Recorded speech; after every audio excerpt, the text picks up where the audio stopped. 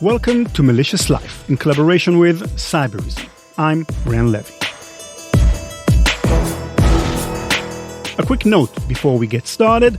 The episode you're about to hear references the development of China's censored internet in the 90s and early 2000s.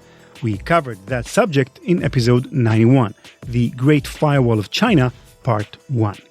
You don't need to have listened to that episode to follow the story you're about to hear, as the references are not critical. Rather, you can think of this like a movie sequel. You'll follow along even if you haven't seen the first, but you might get more out of it if you have. So if you didn't back when we released it, you might want to pause here and listen to that episode. What is cyber war? It's such a trendy term these days that it's hard to tell. On the news, you'll hear that the US is in a cyber war with Russia, or with China, or with Iran. Russia is in a cyber war with the US and Ukraine and half the continent of Europe. And there's China and Israel and who cares? Seriously, if Russia hacks into the US Department of Things that don't concern me, or into some politician's emails, does it even matter? It doesn't seem like war. Remember real war? You could get shot in a real war. Cyber wars seem kind of sucky in comparison. I was thinking about this recently, actually, after a discussion I had with Bill Hagestad. Yes, good day. My name's Bill Hagestad, retired Lieutenant Colonel, U.S. Marine Corps. Served almost 3 decades serving our country, a couple of tours in Iraq. Bill has a different kind of view on what cyber war is all about. To get the full picture, you have to understand where he's coming from. How would you describe your relationship with the Chinese government? Because I have trouble doing so. Yes, I'm very transparent about it. I am actually a visiting scholar at the People's Liberation Army's #1 think tank out of Jiangsu province in the People's Republic of China, known as the NOFAR Institute. The #1 think tank for the PLA, a place no Westerner should be allowed within 1,000 yards of. And I mean no offense when I ask, what did the Chinese gain by keeping you around, by flying you over and whatnot? Well, what the Chinese gain is more historical than it is anything prescient. Since I am what is considered a Lao Wei, or an old China hand, since I visited China in 1981, 83, many of the Chinese military and civilians that I interact with were not even born. China in the early 80s was vastly different than it is today. The Mao era had ended, and under the leadership of Deng Xiaoping, the country was beginning to lighten up. This was before Tiananmen Square, a kind of sweet spot between the old authoritarian regime and the current one. Going back to 1983, I actually had to apply to headquarters Marine Corps to go visit. I said, hey, this would be a great opportunity. Why not take advantage of an educational exchange? And I remember this gunnery sergeant from headquarters Marine Corps calls me up and he's like, Hagestad, what are you doing? Why would you want to go to the People's Republic of China? You know they're communists, and we fought them during the Korean War. What are you doing? Are you turning communist on me? And I said, no, Gunny, I think it's important that we study the culture, history, military capabilities of our adversaries, for one day we may face them on the battlefield. Bill lived in China as a soldier and a student. In the process, he developed relationships with people who later rose in the ranks of China's military. So they look at me as someone who is historically more ensconced in their culture, language, history, even economy at a very low level than they are. And they find it curious because they want to know what it was like in China before the foreigners came and before they became this economic power. Nowadays, Bill operates as a kind of unofficial attaché, making the trip every year or so. Upon arriving, generally in the evening, about 10 p.m. or so, I'll be met by my handlers. And they know that I like Starbucks coffee, so part of that relationship is they want me to feel comfortable, so they'll bring a beverage, which is the last thing you want to do at 10 p.m. is drink a caffeinated beverage. But you do so because of the genuine friendship. Typically, over the following days of the generally week to 2 week stay there, we'll have discussions regarding different types of military activities.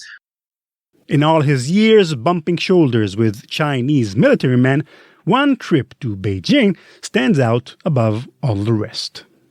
In 2015, Bill attended one of the most important events that year, a conference for the One Belt, One Road initiative, China's plan to create a modern Silk Road throughout the Eastern Hemisphere. One of the most significant government projects of the 21st century, probably one of the most significant since Egypt built 3 big triangles in a desert. There were no other Westerners there. You can imagine these Chinese military in uniform looking at me with my short hair in this tiered room, which was supposed to be an economic military exchange to really roll out the One Belt, One Road. Certainly not for my benefit. I think I was just more window dressing there from a foreign perspective. They were the Chinese military across the way, male, female of all ranks from, there was mostly field grade from major to, general on the other side. In a sea of unfamiliar faces, Bill made his way to his assigned seat. It was very daunting. And I recall reading Chinese. I looked down at the name tags because they're in Chinese, and I'm like, you got to be kidding me. His handlers had set up a present for him. Seated to one side was a short man with short hair, soft features, but a stern look. On his other side, a somewhat older-looking fellow with a round face, short, wavy black hair, and a bit more smiley. The 2 men are essentially unheard of in the West, but to Bill, they were nothing short of celebrities. Even now, as I try and describe it, it is really almost surreal to sit down between General Qiao Liang, a 3-star general in the People's Liberation Army Air Force, and Wang Xiaosui, who had been a senior colonel that had contributed as a co-author of Unrestricted Warfare, or War Without Limits.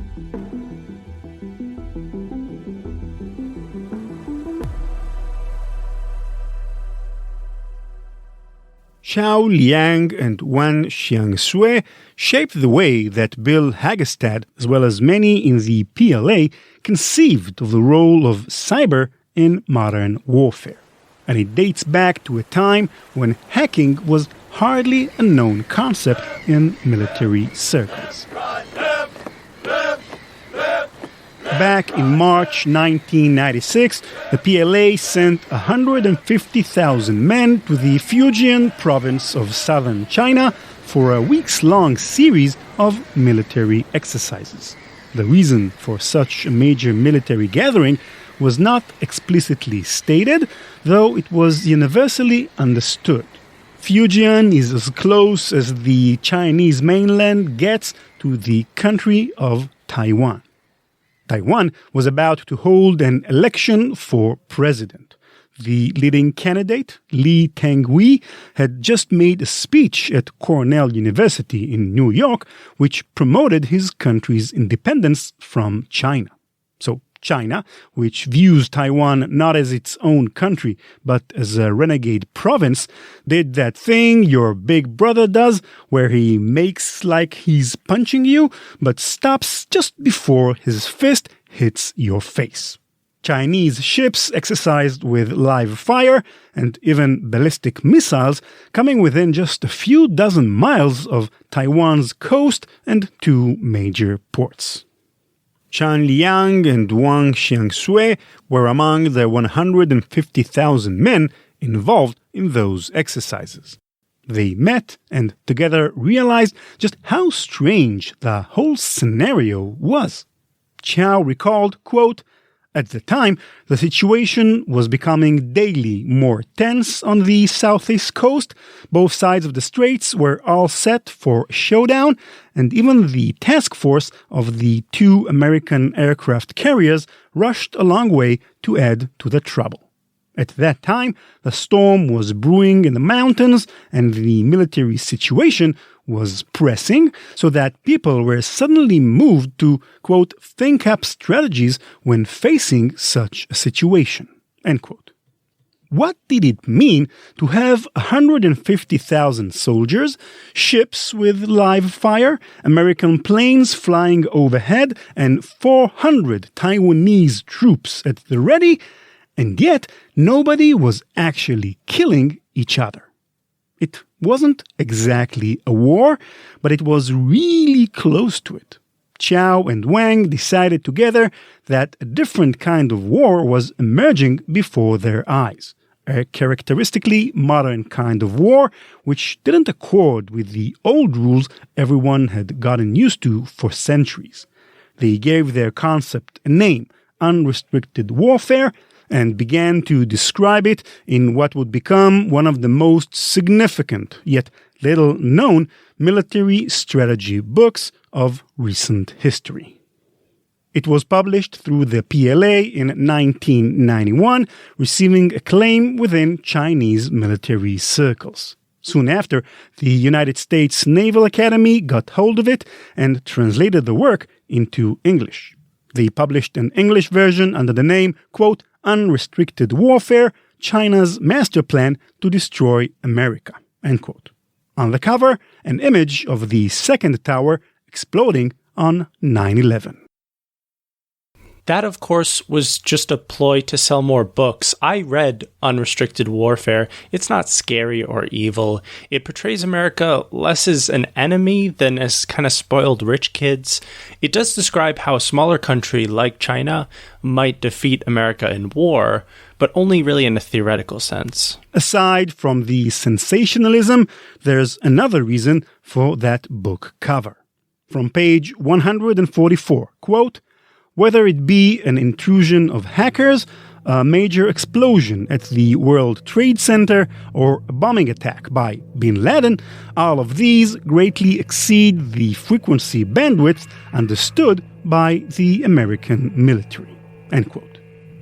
Chiao and Wang, as part of their concept of new warfare, predicted 9/11 2 years before it came true. And 9/11 wasn't the only thing Chiao and Wang correctly predicted. They were also early in conceiving of cyberspace as a medium for warfare. Hacking was not yet a mainstream phenomena in the 90s. In places like China especially, where the internet was only a few years old, people were only just getting used to opening emails. But Chiao and Wang wondered whether in modern warfare, computer experts might be used like soldiers. Quote, who is most likely to become the leading protagonist on the terra incognita of the next war? The first challenger to have appeared, and the most famous, is the computer hacker. This chap, who generally has not received any military training or been engaged in any military profession, can easily impair the security of an army or a nation in a major way by simply relying on his personal technical expertise. End quote. If a hacker could be used to significantly impair an army or a nation, would they be even more effective than a soldier with a gun? And if they were more effective than soldiers with guns, what would warfare look like in the future? Nations would battle over networks, bombarding one another, yet without a single human casualty. Wars in cyberspace. Weirdo science fiction stuff. Quote, computer logic bombs, network viruses, or media weapons are all focused on paralyzing and undermining, not personal casualties. They will bring about forms of war or revolutions in military affairs which we cannot imagine or predict today. They represent a change with the most profound implications in the history of human warfare to date." End quote. In the decades following unrestricted warfare, China took this prediction and ran with it. They began to carve out military cyber capabilities, putting soldiers in chairs at computer monitors, all under strict secrecy. It's interesting that in many of my trips to the People's Republic of China, it is expressly forbidden to discuss the term cyber. The Chinese were very reticent in the early days of this war to admit that they had a cyber warfare command equivalent to the non-componentized version that the U.S. announced in 2009. From 2010 on, the Chinese continued to deny that they had any sort of offensive or defensive cyber warfare capability. Over time, China developed a uniquely Chinese kind of cyber war machine, enlisting huge numbers of military personnel and, perhaps most notorious of all, weaponizing their national corporations in the fight. If we want to understand what cyber war really is, China has a model. It was seeded by Chao Liang and Wan Xiangsui, and the image of a future where hackers could be used like soldiers. In the past 2 decades, it has blossomed, causing some of the most significant international incidents of the modern era. Hacks that have crippled Western institutions and reshuffled international order.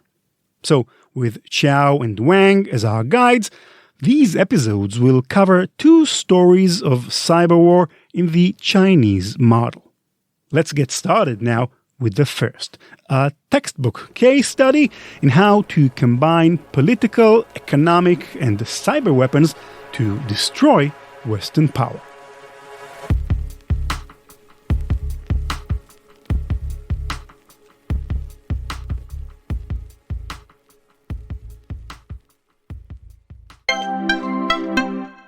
If you're a defender fighting to protect your organization from cyber attackers, you must be successful ending attacks every single time.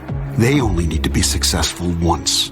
Cybereason reverses the attacker's advantage. Our future-ready attack platform gives defenders the wisdom to uncover, understand, and piece together multiple threats, and the precision focus to end cyber attacks instantly. Cybereason ends cyber attacks from endpoints to everywhere. It's difficult to describe just how big Nortel Networks was at the peak. It's kind of like trying to explain floppy disks to someone under the age of 30. Floppy disk? Is that like the thing where you bring a girl back to your place, but you had too much to drink, so you can't, As I was saying, at the turn of the century, during its peak, Nortel was massive. Their revenue exceeded $10 billion a year and market cap exceeding $250. They constituted over a third of Canada's entire stock index. In other words, they were half as big as all other publicly traded Canadian companies combined. And here's another fun fact. At one point, according to the Globe and Mail, over 70% of all internet traffic worldwide ran through Nortel fiber optics. 70%. Basically, every time you did something on the internet in 2002, it ran on Nortel wires. And if those numbers don't quite convince you, it's probably because you've never been to Carlin campus. Carlin, Nortel's headquarters on the banks of the Ottawa River, is a kingdom, a sprawling, magnificent manifestation of the company's success. In its appearance, the campus closely resembles the U.S. Capitol grounds. A long, rectangular lawn is flanked by buildings lined up on either side, and the central building at its head, featuring a triangular roof that provides a focal point for the eye. The buildings, on their own, comprise over 2 million square feet. And if you count the parking lots, it's a lot more than that. You can see in this place the prototype of future mega HQs to come. Googleplex, Apple Park, those campuses that are almost cities in and of themselves.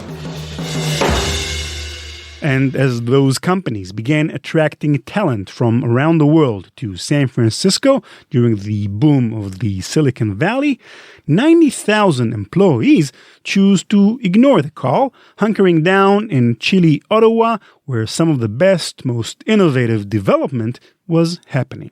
A longtime Nortel veteran reminisced how, quote, "You were just surrounded by the most interesting and intelligent people that you could find anywhere in the world. Nobody would ever tell me I couldn't do something." End quote. Nortel's success had a knock-on effect in the city of Ottawa, promoting a tech culture which, in its heyday, rivaled California as the place to be. A Bloomberg article painted a picture, quote, "Back then, Ottawa, not traditionally or since known for its glamour, seemed full of sports cars, corporate jets, and even society scandals featuring tech CEOs." In 1999, the co-founder of Nortel's precursor company threw a gala at which his wife showed up in a $1 million leather bodysuit with an anatomically correct gold breastplate and a 15-carat diamond nipple. End quote. The disadvantage to being so successful, having all the glitz and the glamour to yourself, is that it makes you a target. Carling Campus was both a trophy of commercial success and, in a different view, a juicy red 2 million square foot bullseye. While the Canadians were diamond encrusting their nipples, people halfway around the world were plotting how to get those diamond nipples for themselves. The second downside to success is that it breeds complacency. In modern unrestricted warfare, it's Western powers who are at a comparative disadvantage against newer, more unfamiliar kinds of threats. For instance, the United States might have the best army, but what's an army good for if you're not facing an army? If you're facing hackers or terrorists, an enemy who follows a different set of rules. Quote, "In an age when an old order is about to be removed, those in the lead are frequently those who are the first to destroy the rules or those who are the earliest to adapt to this situation." For bin Laden, who hides under the hills of Islamic fundamentalism, George Soros, who conceals himself within the forests of free economics, and the computer hackers who hide themselves in the green curtains of networks, no boundaries exist. End quote. Like the US Army, Nortel Networks was big, strong, and therefore well-suited to competing against other companies like them. But were they prepared for a different kind of enemy? One who didn't follow the same rulebook, for whom no boundaries existed? No, they were not. Were you to pick one person, more than anyone else on the planet, who stood to gain from seeing Nortel fail, it might have been a man with a wrinkled face, short black hair, with a friendly face that, by some accounts, belies his true nature. A man whose short stature takes nothing away from his massive worldwide influence today. This man is someone you've heard about if you're an avid listener of our show. Huawei's controversial, jovial CEO, Ren Zhengfei. This is a historical case study for students of military and economic interest. Specifically, if one looks back to 1948 and Mao Zedong pushing General Chiang Kai-shek off to the nation of Taiwan, during that period, you either supported Mao Zedong as a true believer of China or you did not. Well, in the case of poor Mr. Ren Zhengfei, who was served in the People's Liberation Army, he's the CEO and founder of Huawei. While he was serving in a cryptological or a communications type unit within the PLA, as they went to do his background check for a communist membership, they discovered that his parents had actually supported Chiang Kai-shek. By pure chance, Ren Zhengfei was born on the wrong side of China's internal political wars. The perceived sins of his parents were transferred onto him, whether he liked it or not. Now, in any background situation, regardless of whether you're Chinese or US or whatever country it is, and the Chinese perhaps are a little bit more prescient about this, they're a little bit unforgiving, and they basically said, we are not going to authorize you to continue in this man's PLA because your parents supported the wrong military. We don't know that we can trust you to carry out the duties of the state as a Chinese military officer. Being made an outcast through no fault of his own must have been frustrating for the young Ren. The government was cutting down its army, and he left for civilian life. But he never became jaded. Ren Zhengfei, although he was a failed communist member, he was still Chinese. And at the end of the day, he knew that he must support the mother country that he grew up in, regardless of the foibles of his parents in 1948, 1949 China. He had an idea that could help China, and in doing so, might propel him back into good standing.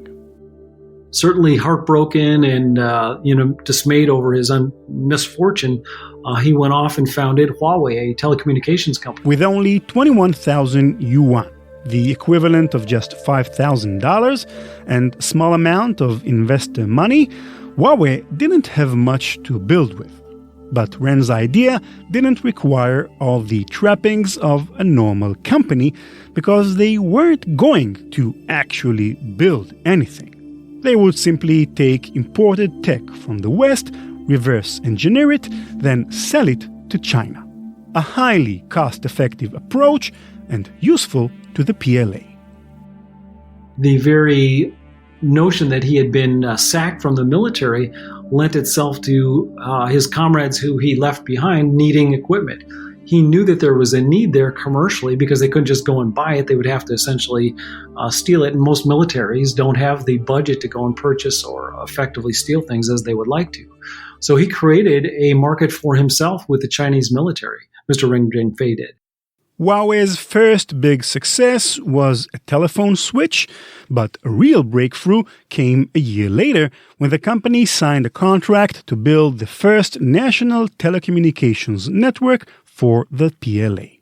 Ren personally met with the General Secretary of the CCP, who noted just how important the project was to them. Quote, switching equipment technology was related to national security, and that a nation that did not have its own switching equipment was like one that lacked its own military.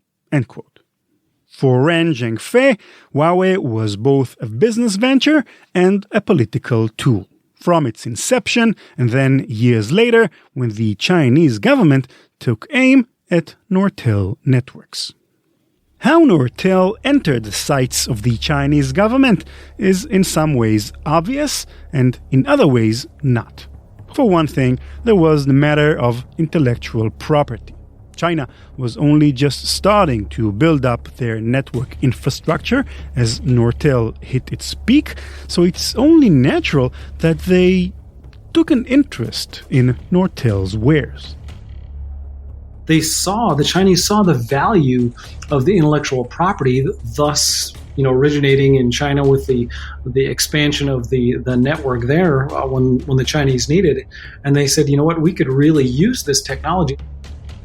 IP theft would be enough reason for China to target Nortel, but really, that was only the beginning of it.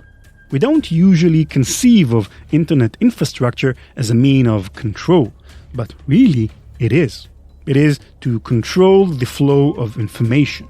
Whoever uses Nortel wires to access the internet, to communicate across distances, becomes reliant on Nortel and, in some sense, Canada.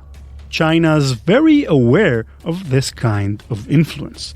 It's just like their Belt and Road Initiative, where by building the infrastructure for it, they are in effect becoming the arbiters of international trade in the Eastern Hemisphere. So it was perhaps lucky timing that just as Huawei grew big enough to expand outside China's borders, the CCP yet again found political interests in Ren Zhengfei's business ventures. Huawei's competition against Nortel would become a proxy for China's competition with the West over global dominance in tech. In other words, while Nortel may not have known it, they were in a battle for control of the internet.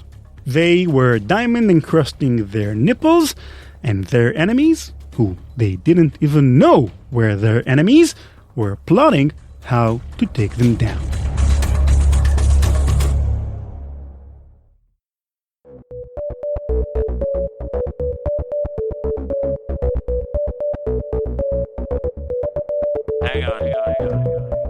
That's it for this episode. Thank you for listening. In the B-side episode we released 2 weeks ago, I interviewed Chris Weissappel, one of Loft's founding members. A big part of this conversation was about Loft's merger with At Stake, a cybersecurity company, and the tensions this acquisition created within the Loft group. Following this interview, we asked you over on Twitter whether you think it is possible to combine the hacker's ethos and the business world. In the poll, most of you, 60% of the votes, said that no, it's impossible to combine the two worlds. Oryx, the bug bounty mistress, highlighted how difficult it sometimes can be for corporations to understand the hacker ethos. Quote, "From what I have seen, no business can even understand that many of us are not traditional folks. We learned in our youth, then on the job, so they are not even capable of hiring the right talent." End quote. Twitter user @banana was even more decisive, writing, quote, "Capitalism is inherently unethical." End quote. Although, let's face it, Banana, there are plenty of unethical hackers as well. Nick Bown from London was a bit more optimistic, writing, quote, "There are plenty of opportunities for the two to work together, but generally speaking, techies don't make the best executives. But when they do, that's when the magic can really happen." End quote. And Kishore Bhargava, a self-proclaimed FOSS fanboy from India, added in the same vein, quote, "Suits and t-shirts just can't get along. The only hope is when the t-shirts grow up and become suits. Wink emoji." End quote. Kevin Kelly added, quote, "Hey Ran, those were 2 great shows." Thanks, Kevin. "All I can say is, yes, it's possible to combine both worlds together, but needs a whole lot of strategizing for the two worlds to work harmoniously." End quote. To which Kishore replied with, "It's like you need a man in the middle." Good one. Kishore made me laugh. As always, you can find all of our past episodes on our website, malicious.life, and also all the full transcripts. Follow us on Twitter at @maliciouslife or me at @ranlevy. That's RANLEVI. Cybereason's Malicious Life is produced by PI Media. Nate Nilsson is our senior producer. Sound design by Benoha Bari. Thanks to Cybereason for underwriting the podcast. Learn more at cybereason.com. Bye-bye.